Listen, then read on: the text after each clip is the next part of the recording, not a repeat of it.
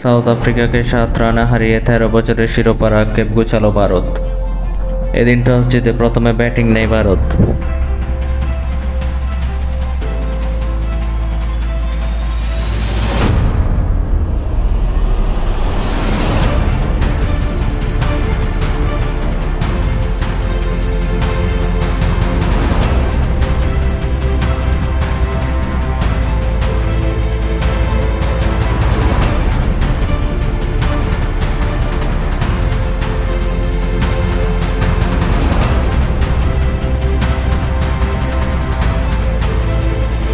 প্রথম ওভারে ভালো শুরুর পর দ্বিতীয় ওভারে মহারাজের বলে 2 উইকেটের পতন ঘটে ভারতের। পঞ্চম ওভারে সূর্যকুমারকে আউট করেন কাগিসো রাবাদা। পরপর 3 উইকেটের পতনের ফলে ব্যাটিং লাইনআপের পরিবর্তন আনে ভারত। চতুর্থ উইকেট জুটিতে অক্ষর প্যাটেল ও বিরাট কোহলি 72 রানের পার্টনারশিপ গড়েন। কুইন্টন ডিকক দারুণ এক থ্রোতে অক্ষর প্যাটেলকে রান আউট করেন। হওয়ার আগে 31 বলে 47 রান করেন অক্ষর প্যাটেল। এরপর শিবম দুবের সাথে পঞ্চম উইকেট জুটিতে 57 রান তোলেন বিরাট কোহলি। 20 ওভার শেষে ভারতের সংগ্রহ দাঁড়ায় 6 উইকেটে 176। ইনিংসের শুরুতেই বুমরা ও আর্শদীপের শিকার হন হ্যান্ড্রিক্স ও বাকরাম। স্টাবস ও কুইন্টন ডিকক মিলে তৃতীয় উইকেট জুটিতে গড়েন 58 রান। অক্ষর প্যাটেল স্টাবসকে ফিরালে প্রোটিয়াদের সংগ্রহ দাঁড়ায় 3 উইকেটে 70। এরপর চতুর্থ উইকেট জুটিতে 34 রান তোলেন কক ও ক্লাস। এরপর কুইন্টন ডিককের উইকেট তোলেন আর্শদীপ সিং। মিলের ও ক্লাসন মিলে করেন 45 রানের দ্রুততম পার্টনারশিপ। এদিন 27 বলে 52 রান করেন হেনরি ক্লাসন।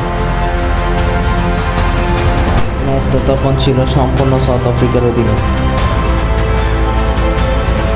এরপর 17, 18, 19 ও 20তম ওভারে 4-2-4-8 রান নিয়ে 3 উইকেট হারায় প্রোটিয়া।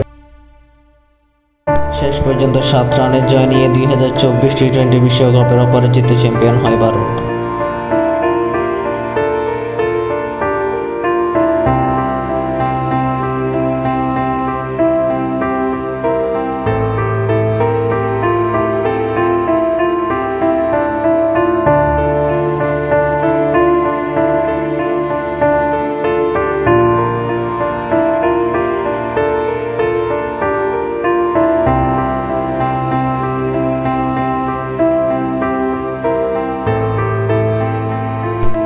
ম্যাচ হারার পর সাউথ আফ্রিকার খেলোয়াড়রা আবেগে ভেঙে পড়েন।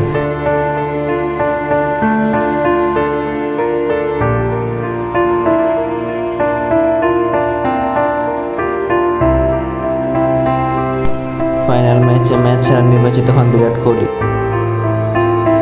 পুরো টুর্নামেন্টে দুর্দান্ত বোলিংয়ের জন্য টুর্নামেন্ট সেরা নির্বাচিত হন জসপ্রীত বুমরা।